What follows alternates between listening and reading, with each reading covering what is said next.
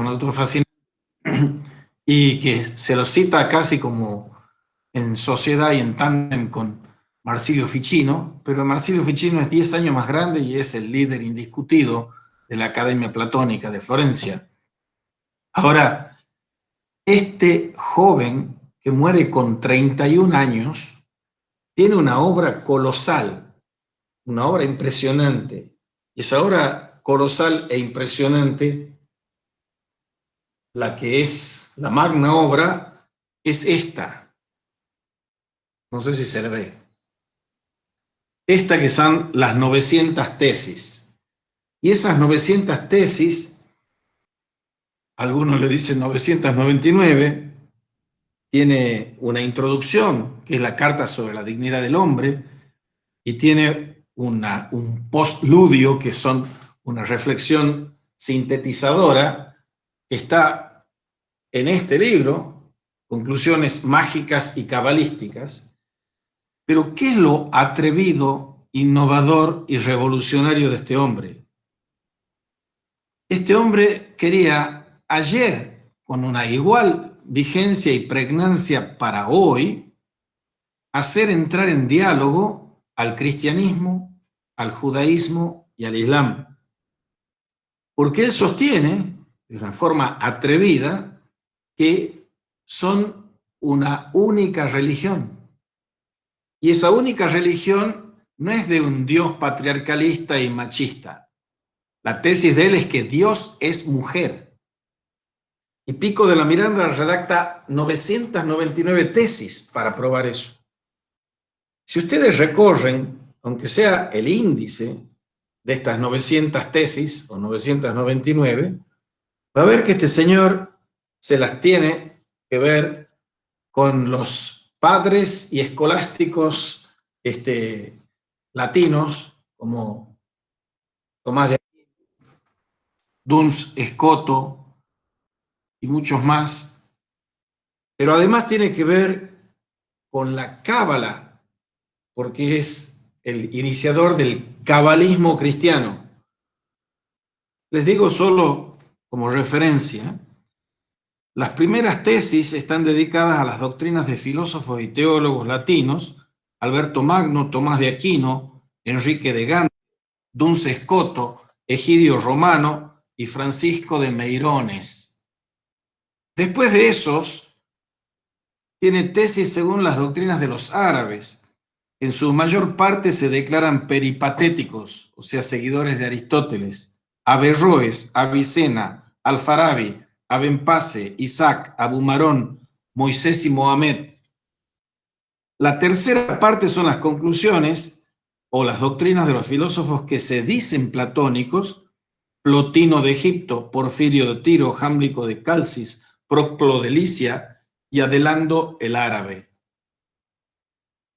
La cuarta ya está sistemáticamente ordenada, son tesis según propia opinión, que están divididas en físicas, teológicas, platónicas, matemáticas, paradójicas, dogmatizantes, paradójicas, conciliantes, caldeas, órficas, mágicas y cabalísticas, en las cuales no establezco nada de forma o de manera afirmativa o probable que no sea juzgado verdadero o probable por la sacrosanta Iglesia Romana y su jefe benemérito, el Papa Inocencio VIII, al juicio de quien aquel que no somete el juicio de su mente no tiene mente.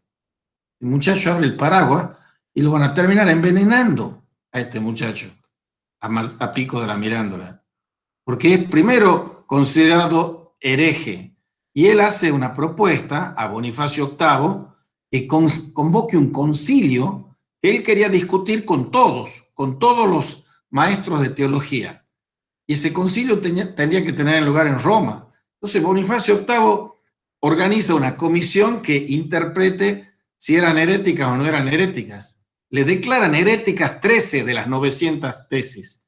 Entonces lo ponen en la cuerda floja. Después va a venir otro papa que lo va a absolver, pero lo van a terminar envenenando. Ahora, hay una novela maravillosa de Carlo Martigli que se llama 199 tesis, el último guardián. Es muy buena novela para entrar en el meollo señor. Después le voy a contar un poquito más de eso, porque eso es lo que tiene como las series de Netflix, sexo, violencia, crimen, todas esas cosas, que uno se va a Netflix en vez de irse a Pico de la Mirándola, que es más interesante que cualquier serie de Netflix. Bien, vayamos ahora al primer paseo breve sobre Pico de la Mirándola. Él nace en 1463 y muere en 1494, con 31 años. A los 23 años está haciendo esa obrita, ese muchacho. Yo pasó hace 4 décadas, esos 23 años, y algunos de ustedes la han pasado no hace mucho. Este señor, a los 24 años, proyecta defender en público 900 tesis con el objetivo de mostrar que el helenismo y el judaísmo, en forma de la cábala, pueden sintetizarse en un sistema platónico cristiano. El año pasado nosotros hemos dado el curso de metafísica más allá de Atenas y Jerusalén como judeo-cristiana. Y ahora estamos dando como helenístico-cristiana. No son distintas. Y con Pico de la Mirándola veremos que no solo no son distintas, sino que son continuidad y ruptura al mismo tiempo. Continuidad porque no hay nada que o pretenda dejar de ser algo católico, apostólico, romano, pero al mismo tiempo está poniendo una bomba en el sistema ideológico, teológico, filosófico, católico, apostólico, romano. Ahora, él quería un sistema platónico cristiano, pero las discusiones o las grietas, si lo quieren poner en términos contemporáneos, filosóficas y teológicas, eran entre los platónicos y los aristotélicos. Una grieta abismal, impresionante. Y este señor lo que quiere hacer es una concordia entre Platón y Aristóteles. Amo a Platón y amo a Aristóteles, dice. Pero están detrás todos los aristotélicos, empezando por los árabes, pero están detrás también los señores judíos de la cábala, que es una orientación dentro del judaísmo medieval que está haciendo esa síntesis helenístico-judaica. El primer helenístico judaico impresionante se llama, lo veremos más adelante, en el segundo módulo, Filón de Alejandría, que es la síntesis entre Moisés y Platón. El segundo helenístico judaico se llama Maimónides, que es una síntesis entre Aristóteles y Moisés. Ni que hablar los entuertos que se producen cuando tenemos a un Tomás de Aquino, que es un aristotélico cristiano, y tenemos a un Agustín, que es un plotiniano o platónico, neoplatónico cristiano. La riqueza, la complejidad, el tesoro de estas simbiosis y estas diatribas y estos conflictos hermenéuticos es como para dedicarle no un año, sino una vida. Ahora, nos quedemos en el corto año que estamos aquí y sigamos aquí con este intento de algo que quedó póstumo, que quedó truncado por la temprana muerte. Lo que él quería es hacer una concordia entre Platón y Aristóteles. Nomen omen, el nombre es el sino o el destino. Él era conde de la Mirándola y Concordia.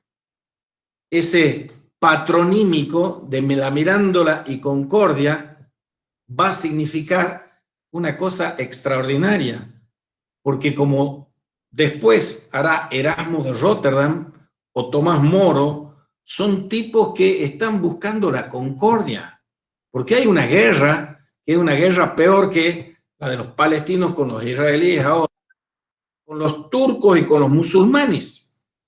La guerra entre religiones era impresionante y todavía no había despuntado el muchacho Martín Lutero. Entonces, el contexto, la trama en que se insertan los textos estos, es una trama teológico-política de ríspidos ribetes. ¿Qué pasa? Todos nosotros que balbuceamos aprendizajes muy primarios y primitivos en filosofía, para no decir en teología que tenemos nulo, estamos siempre insertos en tramas teológico-políticas. Y esas tramas teológico-políticas implican siempre grietas. Entonces, estos señores bien pensantes buscan cómo suturar esas grietas.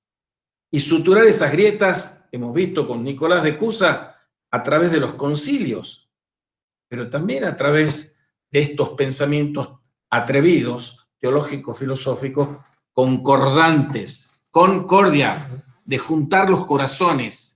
Acuerdo es un corazón simple, un corazón de carne, un corazón compasivo. Discordia es corazones que se pelean. Concordia es corazones que se reúnen.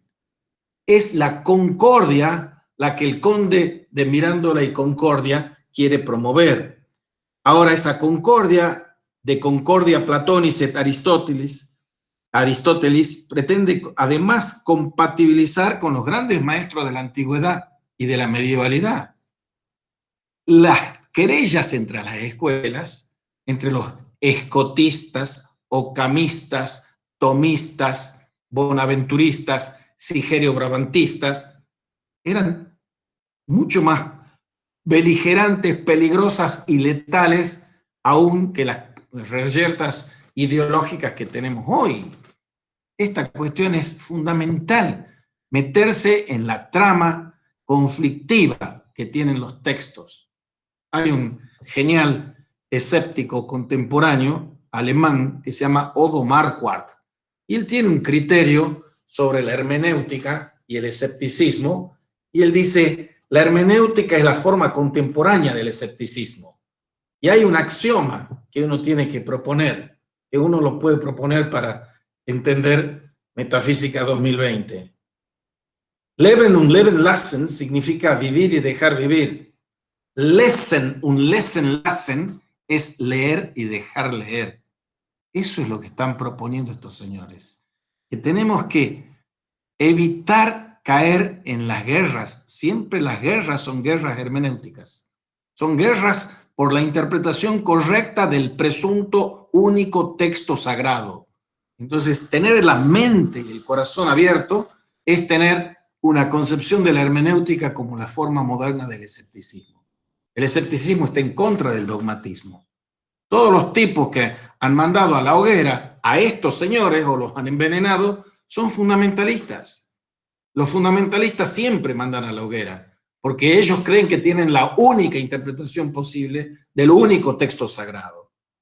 Pico de la Mirandola les está dinamitando todas esas certezas dogmáticas a estos señores. Ahora, si yo quiero hacer una concordia de Platón y Aristóteles y quiero hacer una entrañable concordia de judaísmo, cristianismo e islam, tengo que ponerme a estudiar hebreo, tengo que ponerme a estudiar árabe, aparte de latín y griego, y me tengo que poner a estudiar, dice y hace el señor Pico de la Mirandola, caldeo. Entonces, estudiar las lenguas implica estudiar el mundo que esas lenguas expresan. Si estudio el Corán y estudio el esoterismo de la cábala judía con la astronomía, la alquimia y los misterios egipcios, tengo ese corpus hermeticum. Entonces él, como antes hemos visto, Ficino, tienen como referentes padres fundadores a Zoroastro, a Hermes Trismegisto, a todos estos señores que son de los misterios eleusinos, de los misterios órficos, de los misterios egipcios, que son los antecedentes de Platón, de Aristóteles, etc. Todo eso va fraguándose en esta síntesis. Eso es el primer punto, solo el primer punto. El segundo punto de los temas originalísimos de este buen señor es que se coloca como el precursor de lo que se llama el existencialismo filosófico en el siglo XX. ¿Qué te parece? Ese es el punto. Es que en las concepciones de ayer y de hoy tenemos un culto bobo a la astrología, por ejemplo. Pero ya contra la astrología había dicho montones de cosas muy atinadas San Agustín. Y viene este señor en el siglo XV a apuntar todos sus cañones en contra de la astrología. Porque ¿qué es la astrología? Y todos nosotros cuando hemos ido a buscar qué me dice para el mes de mayo del 2020, si soy del signo Virgo, Capricornio, Cáncer, estamos creyendo en esa bobería del determinismo, que las estrellas, el día que hemos nacido, las estrellas tenían una constelación que va a determinar lo que es nuestra conducta. Bien, todo eso es falso, dice el señor Pico de la Mirandola, y escribe contra la astrología.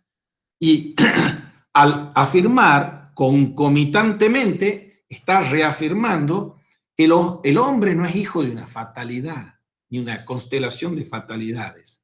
El hombre es hombre por su dignidad, y su dignidad proviene de que ha sido creado a imagen y semejanza de Dios. Y creado a imagen y semejanza de Dios es creado libre, con una libertad que es una libertad creada, finita, no es la libertad absoluta increada. Ahora, si nosotros estamos en esta concepción, estamos hablando de la dignidad humana. Dos palabritas, dignidad humana. Él hace una oratio, que es una especie de discurso, y que no le pone discurso a la dignidad humana. Después se le añade eso, dignidad humana. Pero ese discurso es considerado con toda la razón del mundo el primer manifiesto del humanismo renacentista. Esa dignidad humana es o procede de considerar que el hombre ocupa un lugar en el cosmos que es un lugar privilegiado o predilecto que Dios le ha asignado porque ha colocado al hombre en el centro de la realidad. El hombre en el centro de la realidad con toda la libertad para escoger a descender a las bestias o ascender hacia Dios. Y por supuesto, la apuesta de la dignidad humana es que ascendamos a Dios, no que descendamos a bestias. Cuando el hombre, dicen los ilustrados de la época de Pascal, cuando el hombre pretende ser un ángel, termina siendo una bestia.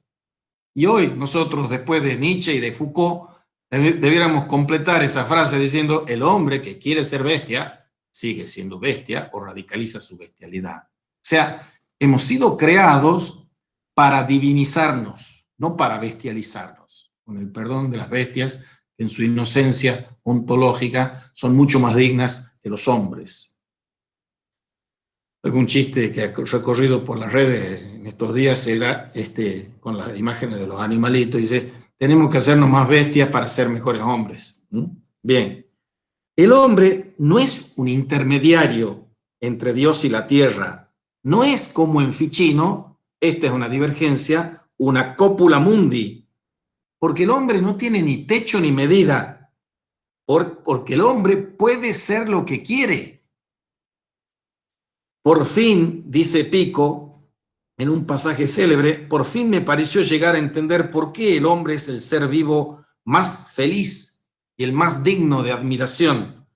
Y llegué a entender también cuál es la condición que le ha cabido en suerte dentro del universo. Tú marcarás, dice Pico, tu naturaleza según la libertad. Tú marcarás, dice Pico, tu naturaleza según la libertad. Sigamos y comentamos.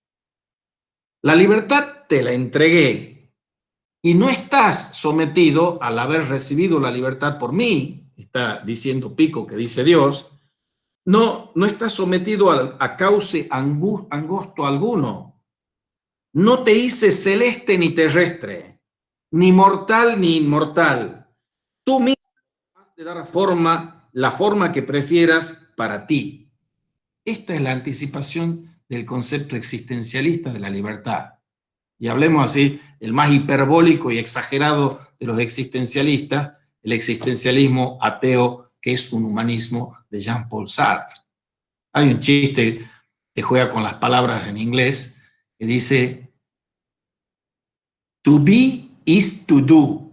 Ser es hacer. Firmado Sócrates.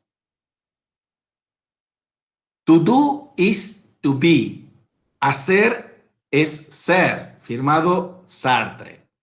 Doobie-doobie-doo, firmado Frank Sinatra. El punto es ese, ser o hacer. El punto aquí central es que nosotros tenemos una libertad, pero no es una libertad infinita, no es una libertad increada, es una libertad creada. Entonces, el diálogo de libertades es fundamental, porque nosotros tenemos destino no como sino, no como fatalidad, destino como diálogo de libertades. Todo este antropocentrismo filosófico, haciendo eje en la libertad, está acompañada con una concepción teológica que viene del pseudo Dionisio Areopagita y que es de una teología negativa. Es fundamental eso. Sin teología negativa no hay mística, que veremos después con La ola es el mar de Jäger. No hay mística. Teología negativa es mucho más fundamental y abismal que la teología positiva. Santo Tomás de Aquino y ese monumento insuperable de la teología positiva, es la Suma Teológica, tiene un núcleo teológico negativo o apofático en el comienzo. De Dios no podemos decir lo que es, sino lo que no es. Y todo el esquema de la Suma Teológica es un tema neoplatónico. Exitus reditus. Todo sale de Dios y vuelve a Dios, reditus, pasando por la creación, el hombre y Cristo. Sale de Dios y por el hombre y Cristo llega de vuelta a Dios en el espíritu. Es neoplatonismo, es teología negativa en el corazón del mayor monumento de teología positiva que existe en la historia.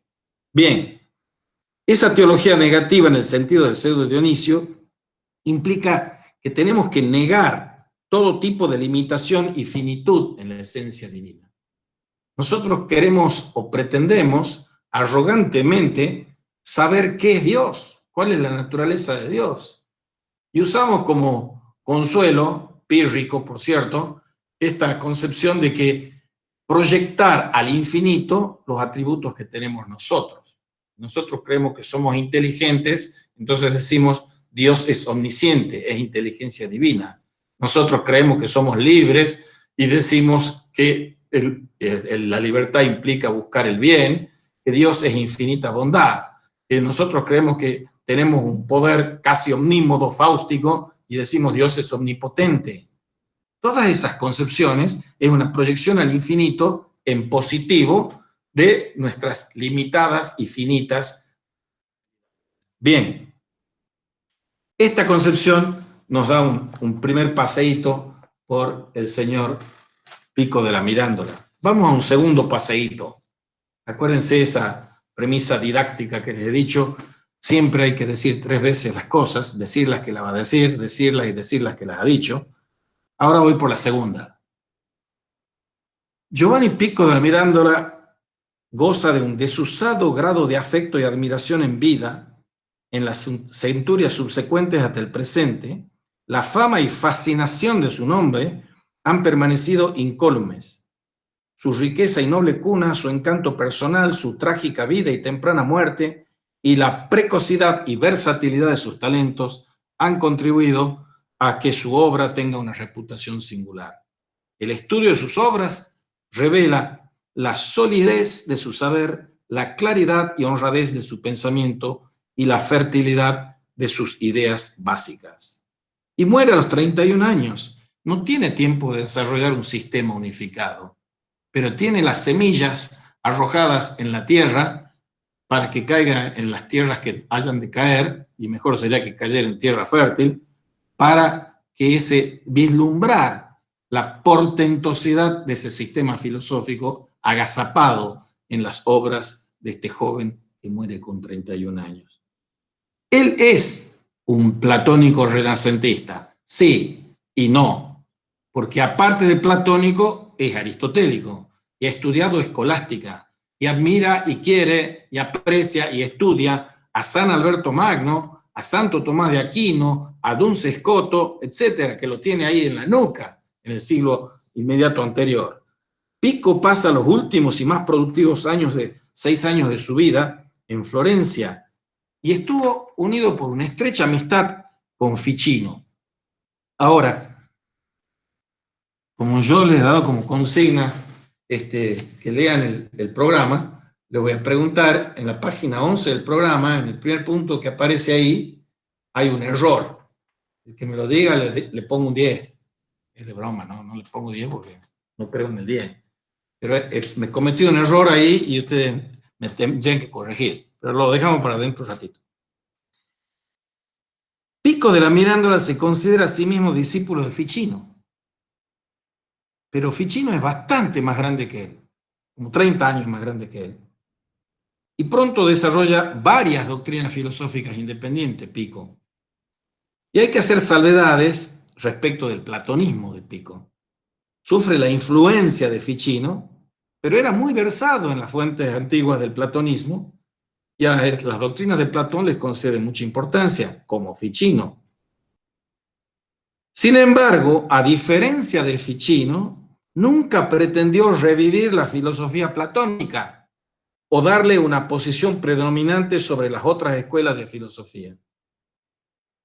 Y ni siquiera quiso llamarse platónico. La principal meta de él era conciliar y armonizar el platonismo y el aristotelismo. Y esta actitud era comprensible. Conocía mucho mejor que Ficino las tradiciones del aristotelismo medieval y adquirió una familiaridad con las fuentes del pensamiento judío y árabe que Ficino nunca poseyó. Es genial. El helenismo cristiano es más puramente helénico en Ficino y más impuramente helénico en Pico. Porque Pico, como Tomás de Aquino, está leyendo a Avicena, Averroes, Maimónides, etc. A Maimónides le dice el comentador de Aristóteles. A Aristóteles le dice el filósofo. Esa fragua mental, esa forma mentis que tiene Pico, lo hace mucho más amplio y consistente que el propio Ficino, porque no es solo helénico, ni solo quiere resaltar lo del platonismo. Él, como hemos dicho, nace en 1463 en Mirándola y fue el hijo menor de los condes de Mirándola y Concordia. Estudia varias cositas. Era un adolescente y ya está estudiando Derecho Canónico en Bolonia, en 1477. Tiene 14 años y está estudiando Derecho Canónico. 2 años después estudia Filosofía en la Universidad de Ferrara. De 1480 a 1482 estudia en la de Padua, que es uno de los centros principales de la tradición aristotélica, y ahí fue alumno del judío averroísta Elía de Médigo. Esa influencia de Elía de Médigo es trascendente para la conformación mental de Pico.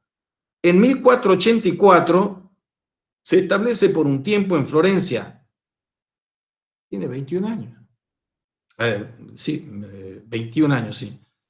Cuando tiene 22 años, visita la Universidad de París, que todavía es el centro principal de estudios teológicos escolásticos. La Universidad de París, donde estudió Santo Tomás también. Después de haberse visto envuelto en un curioso lance amoroso, y esa es la parte más rosa o roja de esta novela, sus amores con Margarita, que no tienen nada que envidiar de Abelardo y Eloísa, y que están en la trama del pensamiento de él. Es fundamental esa cuestión del erotismo que se asemeja al del Cantar de los Cantares que hay en El señor Pico de la Mirandola. Es impresionante. Y hay que leer la novela o leer las biografías, que ya hay varias muy interesantes de Pico para saber eso.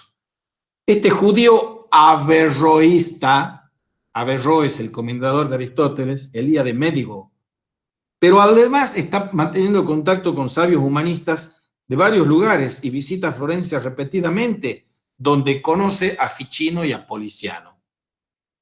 En 1484, tiene 21 años, se establece en Florencia, después visita París, estudia hebreo y árabe, guiado por varios maestros judíos, y donde además de su interés en Averroes, se interesa por primera vez en la cábala judía.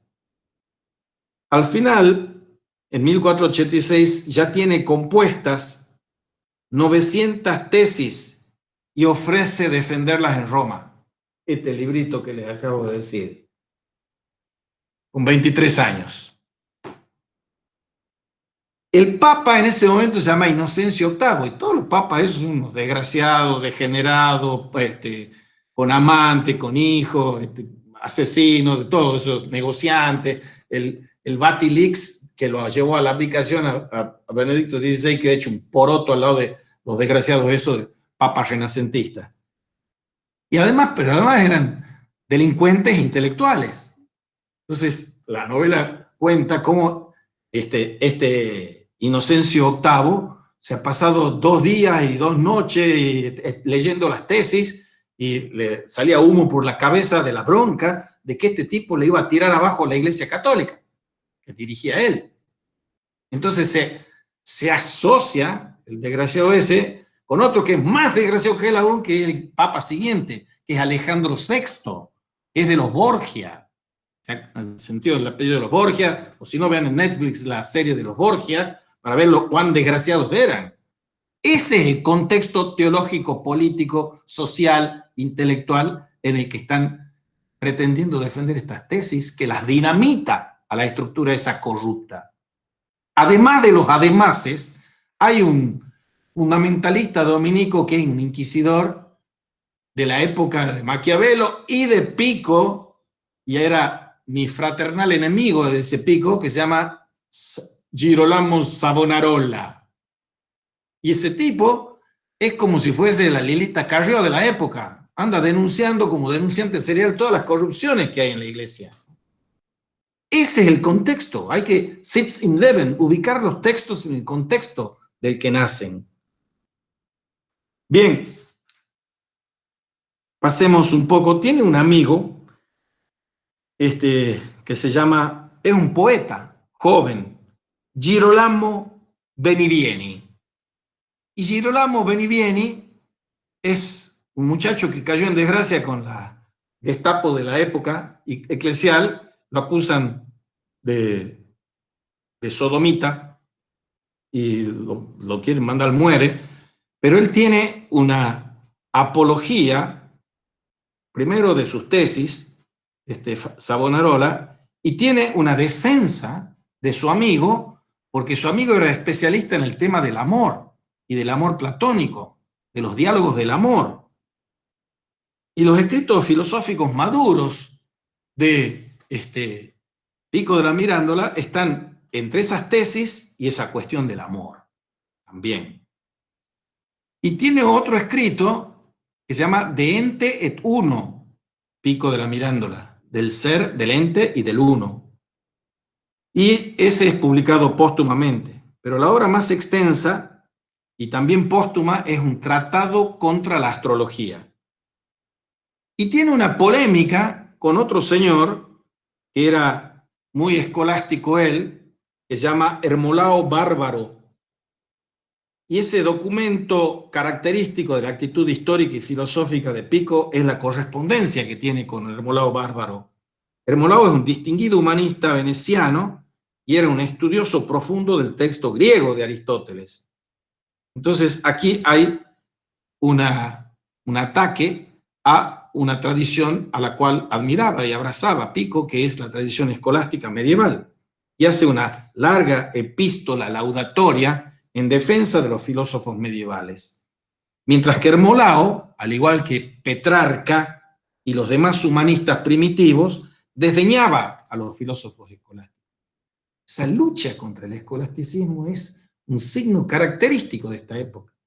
Les he mencionado ya varias veces el tema de los hermanos de la vida común, hijos y discípulos de la cual, fundada por el holandés Grote, son Erasmo de Rotterdam, Martín Lutero, Nicolás de Cusa, esos señores, que desdeñaban el aparato o la gigantomaquia escolástica, silogística, y querían volver a la sencillez y simpleza de la vida evangélica. Ahora, Pico refiere su creencia de que todas las escuelas y todos los pensadores filosóficos y teológicos conocidos contienen conocimientos verdaderos y válidos, compatibles. A él se lo ha dicho, no sin razón, que es un sincretista.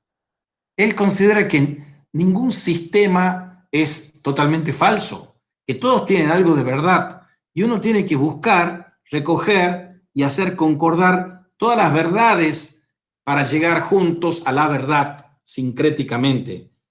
Y el sincretismo no es solo entre sus ancestros inmediatos, porque él se hace, a los 40 años, se hace ungir como sacerdote católico, no es solo los autores católicos, son los árabes, son los judíos cabalísticos, y son, previos a ello, Hermes Trismegisto, Zoroastro, todo eso que hemos mencionado antes, Orfeo, Pitágoras, Platón, Aristóteles, entre los del Medio Oriente y los griegos, pero también Avicena, Averroes, junto con otros filósofos árabes, y Tomás de Aquino, Duns Scoto y algunos otros pensadores latinos medievales, y finalmente los cabalistas judíos. Lo que está haciendo aquí este buen señor, con su sincretismo, que es comparable en cierto sentido con el de Ficino, es buscar la armonía básica entre platonismo y aristotelismo. Esa era la grieta filosófica y teológica. Los defensores de Platón y los defensores de Aristóteles. El platonismo y el neoplatonismo y el agustinismo habían sido los líderes de escuela de los 1000 años, casi de los 1000 años, o 850, 900 años de medievalidad, desde el siglo IV hasta el siglo XI, XII. Y en el XIII también hay agustinianos y neoplatónicos.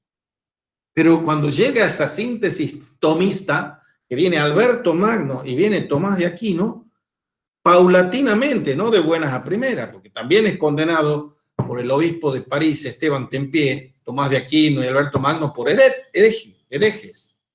En 1274 muere Tomás, en 1277 lo condenan por hereje a Tomás de Aquino, pero se va asentando y paulatinamente se va erigiendo en el doctor de la Iglesia que manda la currícula que deben enseñar los filósofos y los teólogos para estar dentro del paraguas de la Iglesia Católica.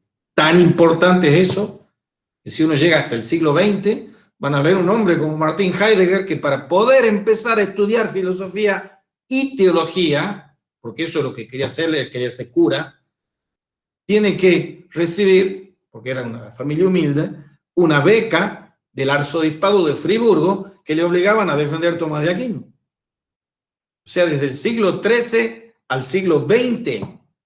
Y hoy, si van a los seminarios, en general, unas honrosas excepciones que hay en el mundo, les enseñan lo mismo, tienen que repetir las 20 tesis tomistas como si fuesen las 20 tesis peronistas. Esa es la concepción y la formación que tienen. Nadie se asoma a estudiar a esta gente. Y bien, ¿qué harían? ¿Por qué esta gente están siendo pioneros del diálogo interreligioso, amén del diálogo ecuménico? Dice Hans King, un gran teólogo católico, tachado por hereje por muchos de los papas últimos, o mal visto por papas como Juan Pablo II o como Benedicto XVI, dice el señor, la paz entre las naciones depende de la paz entre las religiones, y la paz entre las religiones depende del diálogo entre las religiones. Eso es lo que hace Pico de la Mirandola, siglo XV.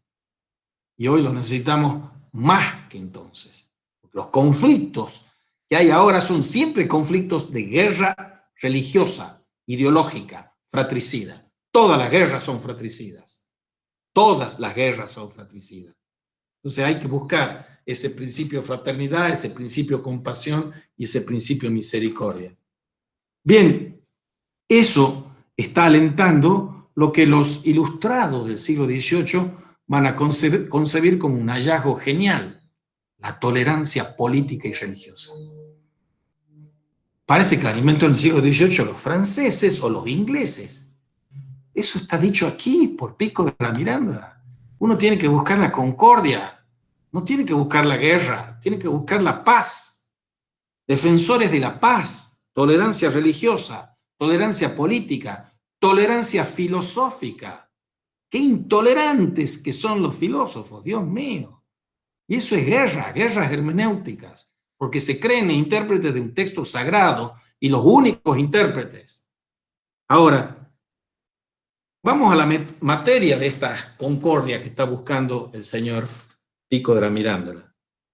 Él tiene un esquema que viene, esto de los orientales y de los griegos, un esquema de 3 mundos. Un mundo de los elementos, un mundo celestial y un mundo angelical. Y él está apelando a esa concepción que tiene los antecedentes, estos que los hemos mencionado, que están en Hermes Trismegisto, están en Pseudo Dionisio después, están en otros escritores cristianos, desde San Pablo, Saulo. Y él trata de demostrar, Pico trata de demostrar, que la tradición cabalística, no menos que la escritura hebrea, estaba básicamente de acuerdo con la teología cristiana. Hay un pensador que jamás se lo ha enseñado, que yo sepa, en la Facultad de Filosofía, y no sé si en alguna otra facultad de filosofía del país, sí lo enseñan en otras del mundo, que no sé si ustedes han sentido hablar de él, un pensador extraordinario, un catalán, que estudia hebreo para predicar el evangelio a los árabes. ¿Alguien sabe quién es? Un señor que se llama Raimundo Lulio. Ramón Llull, yo hice mi monografía de Ramón Llull. ¡Te felicito! Me da una alegría infinita. Ramón Llull es un pensador extraordinario, también con temas del amor, y es previo a Pico, influye en este contexto. Después nos tenés que pasar tu monografía para que nos desburremos. Bueno. Por favor. Aparte de Raimundo Lulio, aquí está fundando él, junto con la profecía judaica y la doctrina cristiana, y la cábala, el cabalismo cristiano, que va a encontrar defensores posteriormente en Reuchlin, en Gilles de Viterbo y muchos otros pensadores del siglo XVI, y que después usaron la cábala como apologética cristiana. En la propia obra de Pico, la influencia cabalística es más perceptible después de las 900 tesis. El otro aspecto distintivo del sincretismo de Pico es la tendencia que él tiene a asumir una concordancia básica entre Platón y Aristóteles. Por eso lo llaman a él, en aquel momento, Princeps Concordia, el príncipe de la concordia. Él era un conde de Mirandola y Concordia, lo llaman el príncipe de la concordia, de la concordancia. Y ese príncipe de la concordancia hace jugar con el nombre del pequeño pueblo de Concordia que estaba entre las posesiones feudales de su familia. Y la idea de que Platón y Aristóteles estaban en concordancia básica. Y todo eso lo encontramos expresado en otro autor clásico que es Cicerón, que probablemente la toma de su maestro Antíoco de Ascalón, el que dio origen al eclecticismo dentro de la escuela de Platón. Y lo encontramos también atribuido a Amonio Sacas. Amonio Sacas es el maestro de Plotino como programa, y que Boecio, el de la Consolación de la Filosofía, lo respalda porque quería traducir al latín todos los escritos de Platón, cosa que va a ser Ficino recién. Estos pensadores renacentistas de los que nos ocupamos no escapan a este dilema. Ficino, que no tenía prejuicios contra Aristóteles, siguió la línea neoplatónica. Y Aristóteles es útil por las contribuciones a la lógica y a la filosofía natural, pero, dice este buen señor que se llama Paul Christeler, que escribe un librito que se llama 8 filósofos del Renacimiento italiano, que es uno de los especialistas máximos sobre el Renacimiento y el humanismo italiano, que Aristóteles dice es útil por sus contribuciones a la lógica y a la filosofía natural, pero muy inferior a Platón en metafísica y teología. Muy inferior a Platón en metafísica y teología.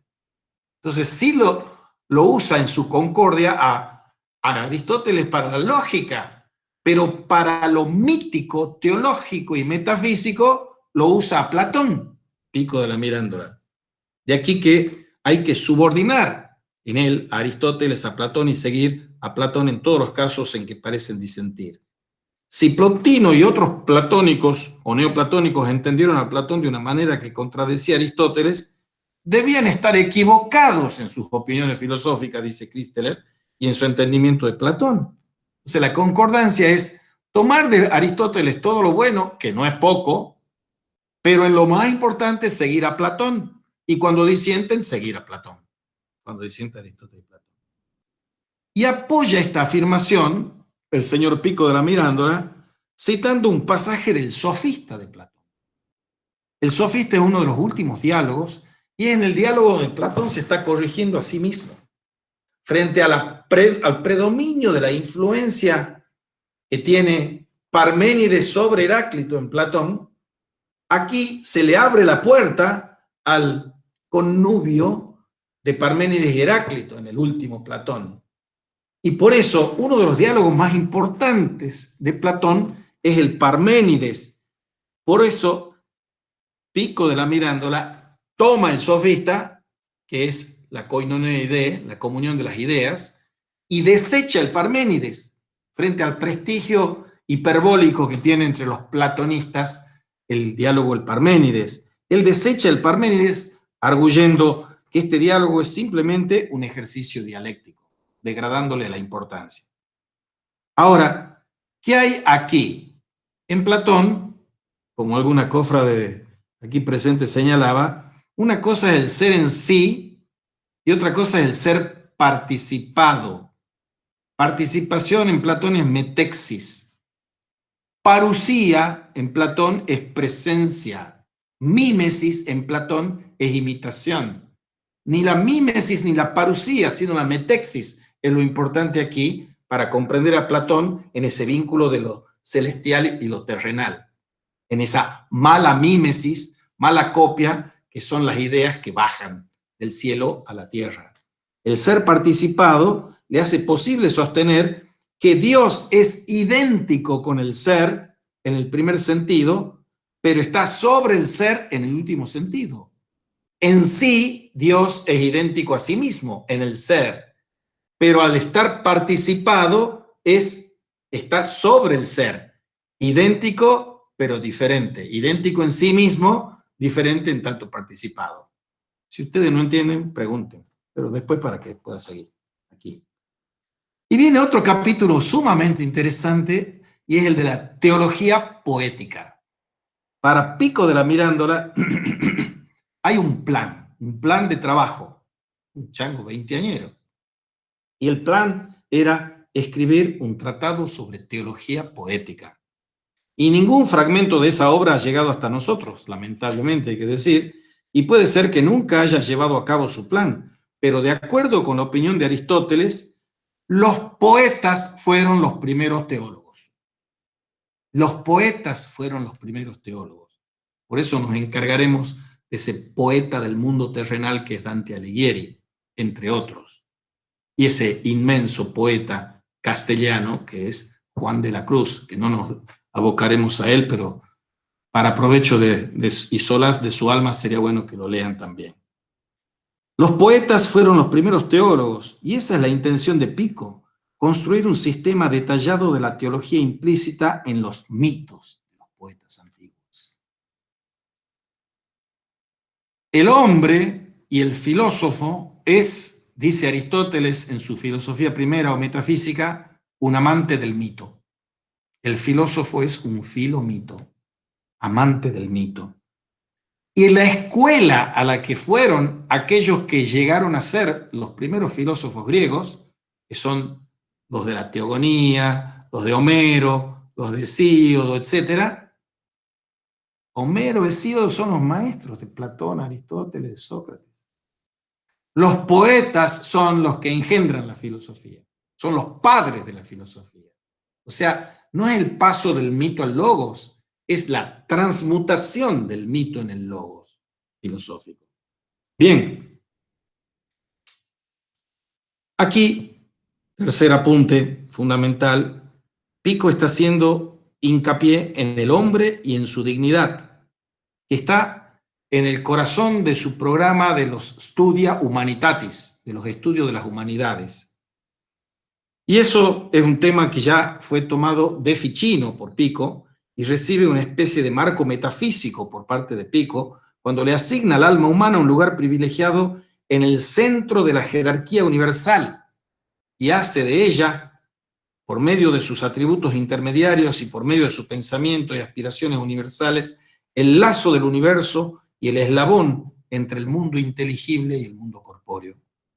Ahora, más aún, él está poniendo el acento no tanto en la universalidad del hombre como en su libertad.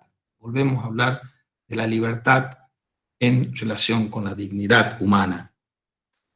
Esa libertad que introduce de Rondón el problema fundamental de la teología entre la libertad y la gracia. Siglo IV y V vive Agustín, y Agustín, que fue maniqueo, se ahorró errores metafísicos para cometer Agustín y morales en su juventud, pero en su etapa de madurez, él se enfrenta con un señor que se llama Pelagio, el monje Pelagio, que era de Gran Bretaña. Y el monje Pelagio sostenía que Dios le otorga al hombre libertad. Y la libertad es condición suficiente para que el hombre se salve. San Agustín, que no por casualidad es llamado el doctor de la gracia, empieza una gran refutación al pelagianismo. Doctor de la gracia porque el hombre es conjunción, simbiosis de gracia y libertad. Gracia o auxilio sobrenatural y libertad natural. Gratia supponit naturam, dicen los escolásticos. La gracia supone la naturaleza y la perfecciona, dice el axioma. La gracia supone y perfecciona la naturaleza. Cuando se tensa la cuerda, tenemos dos herejías contrapuestas.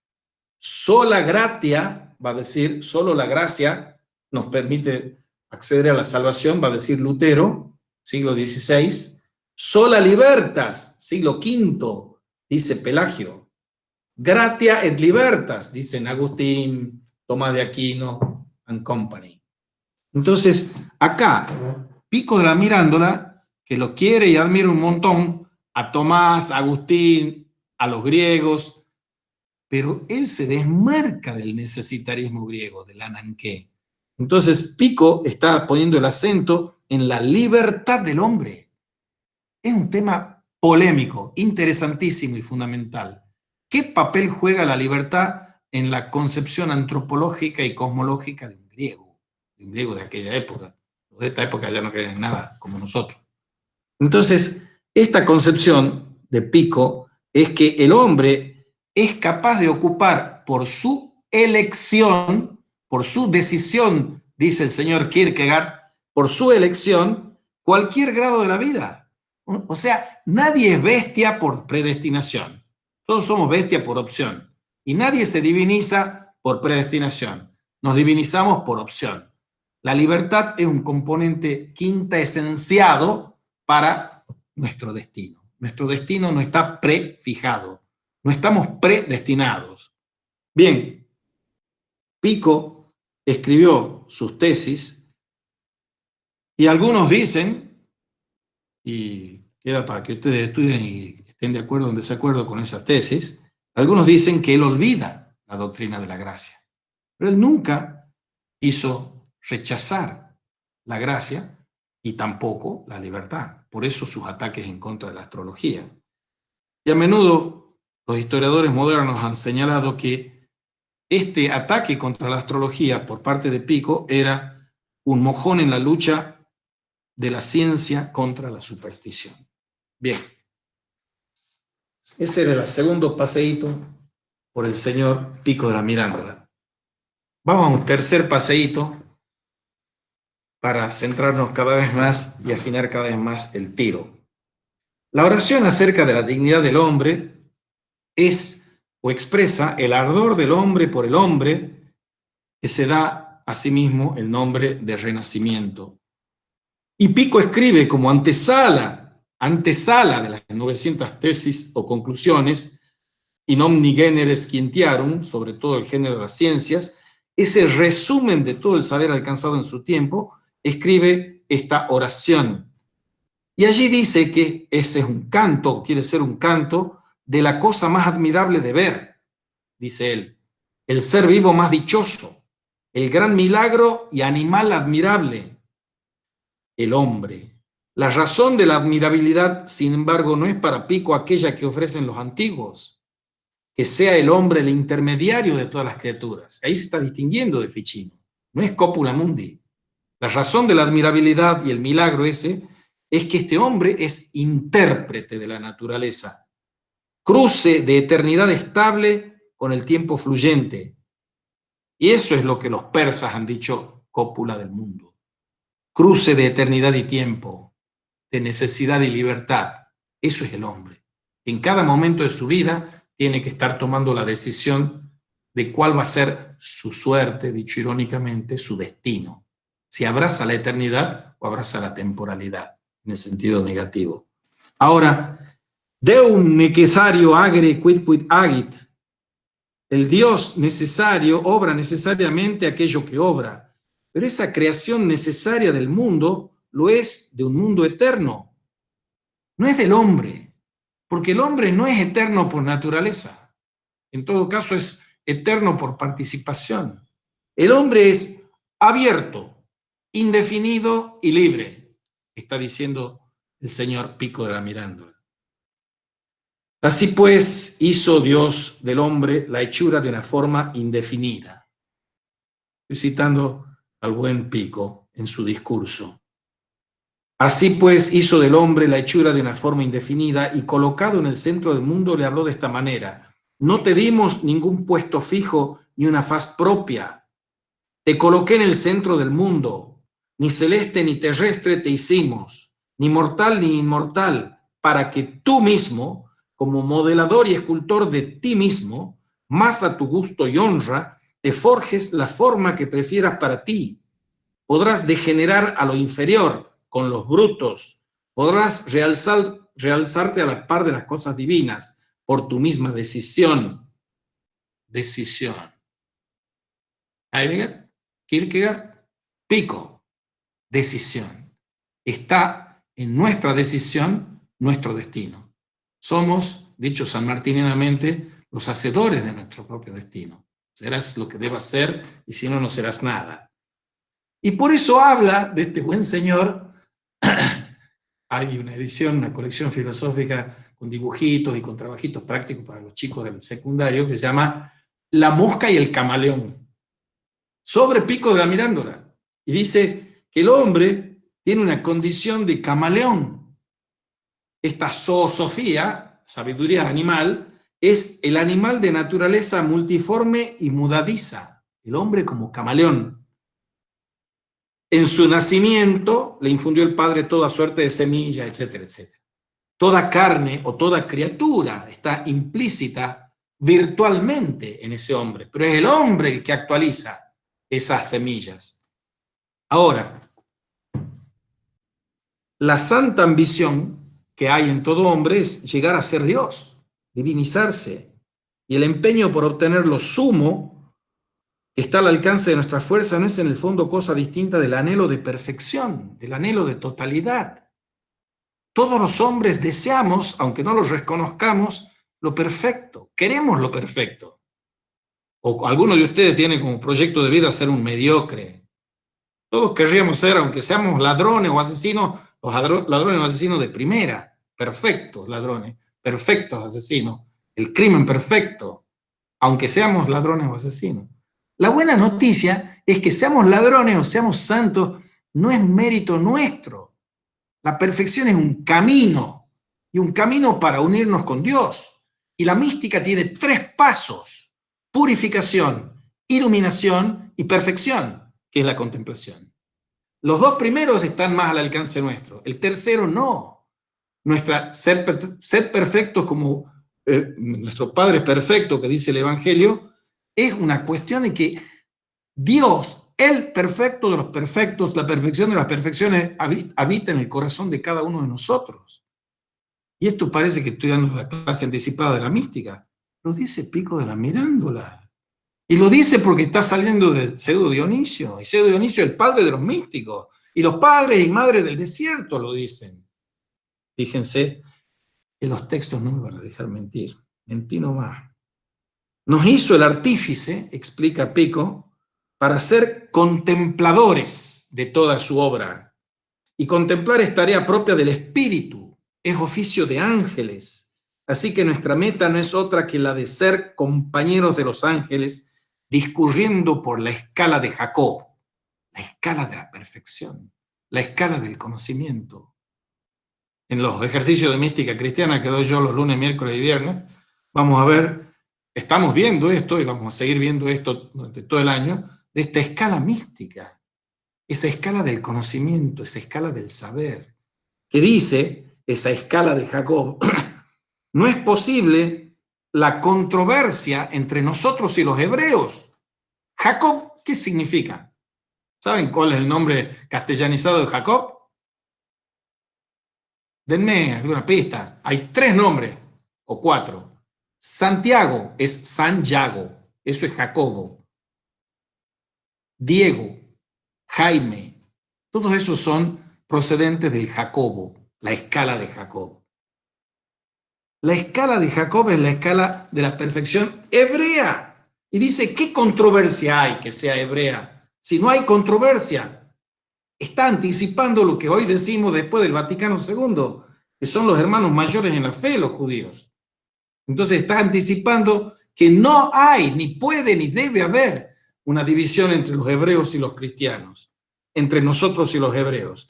Todas las tradiciones de sabiduría de los griegos, de los bárbaros y de los griegos a nosotros, y se muestra concorde en la necesidad de llegar a esa región del abismarse en la pura contemplación de las obras de Dios. Abismarse en la pura contemplación de las obras de Dios. Y el simbolismo de la escala de Jacob es meridiano a este respecto. Se trata de hacer como los querubines, que al decir del apóstol Pablo por boca de su intérprete Dionisio Areopagita, primero se purifican, luego son iluminados y por fin llegan a ser perfectos. Repito, y sigan los 3 pasos. Primero se purifican, vía purgativa, luego son iluminados, vía iluminativa, y por fin llegan a ser perfectos. Este viernes comienzo en el ejercicio de mística cristiana con este libro, que se llama La música del silencio, entrar en el espacio sagrado de la experiencia monástica. Y yo no sabía que iba a hablar de esto, pero voy a hablar porque es pertinente. El prefacio es Donde moran los ángeles. Están tan desprestigiados los ángeles en nuestra cultura contemporánea y New Age, que se los usa para vender baratijas y se los usa para ignorarlos y despreciarlos. Ni baratijas ni desprecio. Los ángeles son los transmisores, los mensajeros, y los ángeles moran en nuestro día a día, están presentes. Y este libro es de un benedictino divino que se llama David Steindl-Rast. Miren qué simpático que el viejito. Y ese viejito es un benedictino que hace un libro entero con las horas del día que están rezando hoy en esos monjes del Ciambón que han salido ayer en la Gaceta.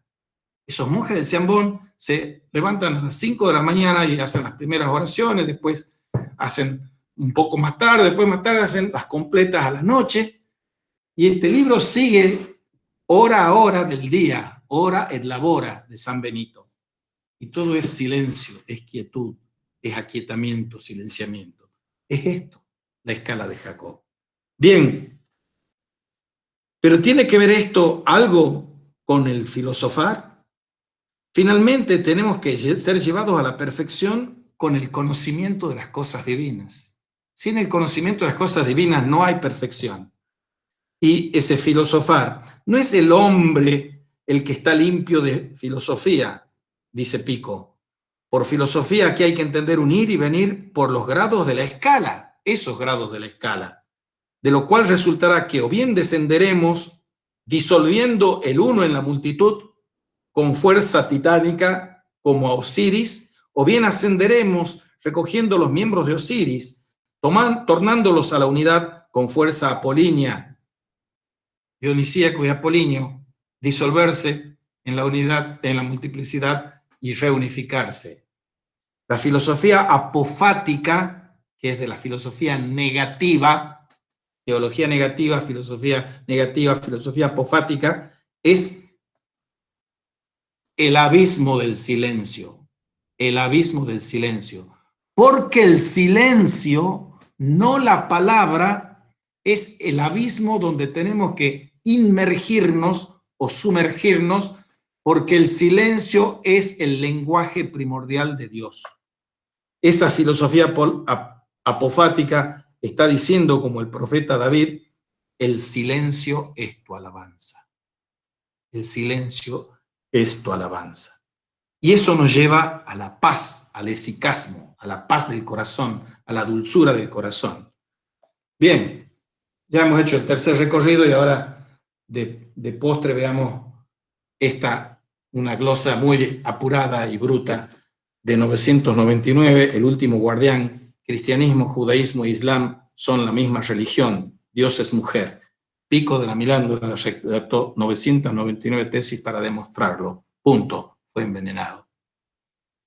No tienen mucha fama las chicas en la historia, por lo general. Ten fe en nuestro Dios, que es un ser único, y eso será reconocido muy pronto, dice Pico. Esta novela es como un thriller policial, muy lindo, porque salta de las últimas décadas del siglo XV a las primeras décadas del siglo XX. Entonces, un contrapunto, este es un italiano el que lo hace, Artigli, un contrapunto entre el guardián del libro, que es el guardián de este libro, y el guardián del libro pasa de generaciones en generaciones y llega hasta la época de Mussolini y de Hitler. Entonces está ambientado en 15 de diciembre de 1486 o en 1938, etc. En 1486, el 15 de diciembre, hay una carta que Pico le dirige a su enemigo fraterno, como solía llamar al fraile Girolamo Savonarola. Giovanni conocía y podía mirar casi con benevolencia, no ya con espíritu polémico, los comentarios destemplados del religioso que hacía tiempo tenían alterada a Florencia. Y con su pluma había hecho un escrito incendiario, que es este de las 900 tesis. Está todo aquí, le dice él a su amigo Beni Beni, el poeta amoroso. Y tengo la sensación de saber muy poco. Lo que sí sabía era que allí dentro estaba la llave de la conciencia. La llave de la conciencia. El final de toda disputa. Sabía que allí dentro se explicaba a filósofos y sabios el origen del hombre, el verdadero, el que uniría a todos los pueblos de la tierra y sobre todo quién era realmente el ser que desde siempre gobernaba el universo, la fuente de la vida, el principio creador. Eso es lo que él quería hacer. Y cuando está Giovanni charlando con Girolamo Savonarola, le dice, explícate Giovanni, le dice Girolamo, no te entiendo. Y le empieza a explicar una alegoría. La estrella de 8 puntas es el octágono, es el tránsito del cuadrado a la circunferencia. Representa la sabiduría o el principio alquímico. Puedes llamarlo como quieras. Es la base del secreto de Nicolás Flamel, el alquimista. Algo que todo cura, obispo o cardenal querría tener la satisfacción de ver arder en la hoguera. La estrella es la victoria de la sabiduría, la de la primera mujer, Eva, que aprendió del árbol del bien y del mal. Todo Dios refleja la naturaleza del hombre y hay una chispa del ser único que no ha muerto. El árbol es el árbol de la sabiduría, que no es otra cosa que el antiguo árbol de la vida, y el jarrón es la mujer, la madre, la diosa madre de todo. Estoy saltando a campo traviesa, obviamente. ¿Cuál puede ser la clave?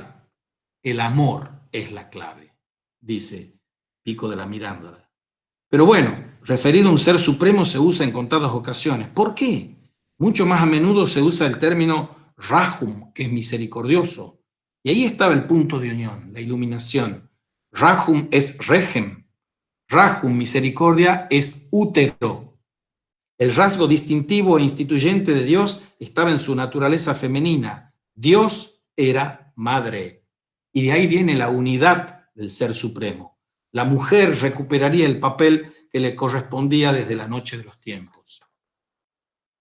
Vayan tomando nota, chicas, para las próximas discusiones que tengan sobre la dignidad de la mujer. No se olviden que los varones también somos mujer, ¿no? No se olviden. Sería un horror metafísico olvidarse. Vamos a la magia. Escribir, tocar música, coser, todo gracias a las monjas de Santa Clara, dice una mujer que le gustaba mucho a Pico. La magia no es más que buscar el bien en la tierra, es la ciencia perfecta, sea celeste, dijo señalando al cielo, o natural, inclinándose al suelo. Y vamos entonces a una descripción del centro de este libro, del centro de la tesis de Pico. En este libro no solo está toda mi vida, sino que también está la de un mundo nuevo, sin el Dios de los ejércitos, sin el Dios que aterroriza a culpables e inocentes, sin su barba y su espada llameante. Está la esperanza en este libro, que dejen de librarse guerras en su nombre, que nadie se sienta superior a los demás, que se le reconozca a la mujer su naturaleza, la de creadora, una madre amorosa, que los padres de esta iglesia han transformado en la pobre María, madre de Cristo, madre de Dios. Una confusión absurda para confundir aún más al hombre y tenerlo aplastado bajo el tacón de la ignorancia. A ver, si a alguna feminista de nuestra época se le hubiese ocurrido un argumento así, ni por las tapas. Tienen que ser más mujeres para que se le ocurra algo así. Ese es el punto. Esta cuestión, que aquí está dicho así, en los últimos 3 renglones, madre amorosa, que los padres de esta iglesia han transformado en la pobre María, madre de Cristo, madre de Dios, una confusión absurda para confundir aún más al hombre y tenerlo aplastado bajo el tacón de la ignorancia. Hay un concilio en la Iglesia Católica, el concilio de Éfeso, y un concilio que distingue a los beneméritos orientales con los no tan beneméritos occidentales, la Iglesia Ortodoxa de la Iglesia Católica Occidental. Ese concilio discutía no sobre los sexo de los ángeles y cuántos ángeles caben en la cabeza de un alfiler, discutían si la María tenía que ser la Theotokos, la madre de Dios, o la madre de Cristo. Eso discutían. No era una discusión menor para ver qué imagen de mujer hay que tener. No le voy a decir cuál es la respuesta para que la busque. Bien, ya son las 10 menos 10, creo. Así que abrimos la cuestión de las preguntas que tengan, los comentarios que quieran hacer. Abran los micrófonos, los que quieran preguntar. No, antes que abran los micrófonos. La clase que viene, o sea, pasado mañana, ya empezamos con la materia. Hoy, con esto hemos terminado la presentación de la materia, que es una presentación sintética. Y la clase que viene empezamos con la materia, quiere decir que empezamos con las cuestiones cuánticas. El primer módulo es cuestiones cuánticas, cuestiones metafísicas y cuestiones místicas. Empezamos con las cuestiones cuánticas y ustedes tienen que leer, que ya lo tienen en PDF al libro, hasta la página 27 de este libro. ¿Está clara la consigna? Y tienen que leer un artículo mío del año 2000 de este libro, que ya le he mandado a Fabián para que se los mande, y que es más allá de la física, sobre la relación entre física y mística. Entonces, consigna para el viernes que viene, leer hasta la 27 de cuestiones cuánticas y leer mi artículo. Y ese miércoles vamos a exponer eso, después yo expondré algunos de los otros autores, y después Fabián y César expondrán otros 2 o 3, ya veremos.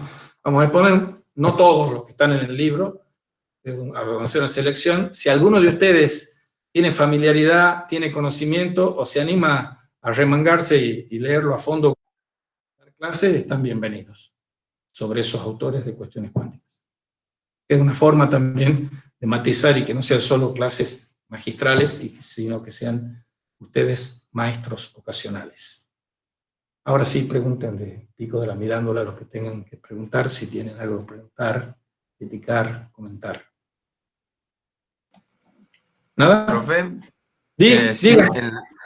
respecto a las concepciones que tiene Pico de la Mirándola en las cuestiones de la, ¿cómo se llama esto? De la unificación de las religiones, que se parece al tema este de que tenía Nicolás de Cusa sin llegar a ser panteísta, es como que acá en Pico es llevado más al extremo en el sentido de unificar todo, ¿o no? Linda pregunta. También a Pico se le dice que es panteísta, también a Nicolás de Cusa se le dice que es panteísta. Y bueno, siempre los policías del pensamiento, como diría George Orwell, están buscando herejías. Y Pico de la Mirándola tiene la suficiente ironía como para decir que la herejía forma parte de la verdad. Como decía Chesterton, las herejías son verdades enloquecidas. Y hay herejes que merecerían ser instaurados como santos de la ortodoxia, y hay inquisidores que son más herejes que los herejes. Ellos mandan a la hoguera. Pero sí, en Pico hay una apertura que algunos pueden interpretar mal, que es panteísta. Él, como les he leído yo en la dedicatoria que le decía al desgraciado de Bonifacio VIII, él se quería permanecer con los pies dentro de la Iglesia Católica, sabiendo que los representantes cumbres de la Iglesia Católica eran tipos bastante poco confiables, ni amables, ni dignos de consideración por su ortodoxia. Pero sí, él lleva un poquito más adelante que Nicolás de Cusa, o más extensamente. Tengan en cuenta que también uno que ha sido mandado a la hoguera es Giordano Bruno, que está en esta línea. Está en esta línea de abrirse a algo que no está en el cepo de la ortodoxia institucionalizada de la Iglesia Católica. ¿Alguna otra pregunta, comentario, crítica? Un comentario, yo medio comentario, medio consulta, haciendo la comparación entre este discurso sobre la dignidad humana de Pico bueno, muchas ideas que están en el existencialismo, es un humanismo de Sartre, que habla justamente de esta cuestión de que el ser humano puede ser lo que quiera. También hay otro pensador que en general no se lo considera muy pensador, que creo que es Leonardo da Vinci, que habla de la segunda naturaleza y del arte como un ámbito también de despliegue de una co-creación divina dentro del hombre, una cosa por el estilo, ¿no es así? Así es. Te recomiendo, quiero que veas la última clase de filosofía de la historia, en que hablaba yo de un libro de Mondolfo que se llama Verum Factum. Y ese libro es de antes de Vico hasta Marx. Y el antes de Vico está con lugar estelar Leonardo da Vinci. Leonardo da Vinci, les he dicho al comienzo yo, hay dos autores que los he sacado para que no fuese demasiado elefantiásico el programa. Uno es Leonardo da Vinci y otro es Giordano Bruno. Claro. Y Leonardo da Vinci es maravilloso, es extraordinario. Y hay puntos de vinculación con Vico y puntos de divergencia con Vico. El punto de vinculación viene por eso que estás diciendo vos, de la segunda creación. Y una resignificación de lo que es el arte. El arte, hasta los renacentistas, eran las técnicas artesanales. Y el arte es desde el Renacimiento, con los Leonardo, con los Miguel Ángel, con todo eso, con Mantegna, con todos ellos, que son de la época del señor Pico de la Mirándola, Botticelli, todos ellos tienen una concepción del arte, y en especial el señor Leonardo, el arte y la ciencia se casan. Exacto. Hay arte sin ciencia y no hay ciencia sin arte. Entonces, eso lleva a un punto místico, científico, artístico, sin parangón, con Leonardo da Vinci. Leonardo da Vinci es un tipo que se conoce la anatomía del cuerpo humano como el mejor anatomista, hace los inventos. El órganon es el instrumento, y para Aristóteles hay dos exclusivas del hombre, la mano y el ojo. La mano es el órganon del órganon, el instrumento de los instrumentos, el instrumento que crea instrumentos. Pero yo necesito esos instrumentos para potenciar mi ojo, el telescopio, el microscopio, lo que fuese. Entonces, el casamiento entre la teoría y la praxis, entre el conocer y el hacer, está en forma paradigmática en el verum ipsum factum de Pico. Pero está en Leonardo en un sentido semejante y diferente. Lo interesante es ver la diferencia. Está en un sentido semejante y diferente en Kant. Cuando estoy hablando de que el hombre es el que pone la sensibilidad pura, el hombre es el que pone las categorías, el sol de la cosmología nociológica kantiana es del facere, del hacer, el que yo pongo, y cambia la posición del conocer, que es la pasividad, en Tomás de Aquino o en Aristóteles. Entonces, conocer y hacer es la ecuación que viene arrastrando desde que el hombre es hombre o desde que el hombre filosofa. ¿Qué relación hay entre el conocer y el hacer?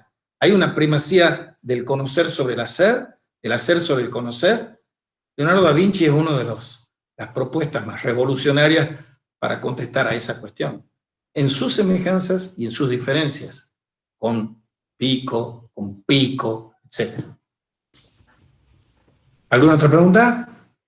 No, simplemente destacar en eso de cómo también hay una voluntad de concordancia, una voluntad de unificación del conocimiento, no tan solo de las religiones, sino del arte y la ciencia que estaban haciendo, de la cábala, o sea, había como una especie de eclecticismo, pero con voluntad unificadora o concordante, ¿no? Totalmente, totalmente. Así Ah, es. eso nomás. Bueno, quedamos así. El miércoles hagan la tarea y empezamos con la materia en serio y vamos a ver cómo con ¿Cómo Fabián. era el nombre, profe, de la bibliografía que ustedes recién nombraban, que va desde Vico hasta Verum Factum. Verum Antes de Factum? Vico a Marx, siglo XXI. Autor Rodolfo Mondolfo.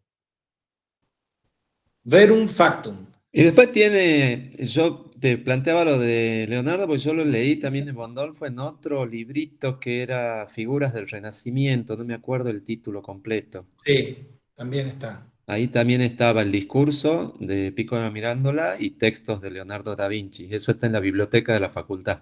Sí, sí, sí, es buenísimo ese libro también. No, tiene varios. Gracias. Mondolfo, hemos tenido el lujo de tenerlo de profesor de filosofía antigua aquí en la Facultad de Filosofía de la UNT. Después estuvo en Buenos Aires. Pero grandes obras como la que tradujo con su señora, la lógica de Hegel, la gran lógica la tradujo Mondolfo y su señora.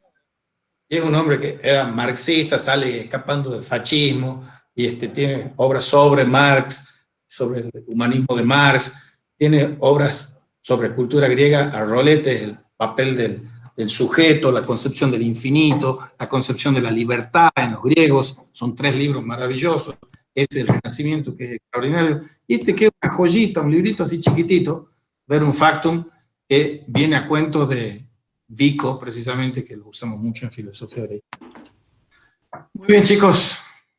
Bueno, nos estamos viendo. Perdón, hay una pregunta que Así es, hay preguntas en el chat. yo no sabía. Buen día, la libertad creada es una libertad no determinada, pero signada. Esta chica siempre se hace esas preguntas complicadas.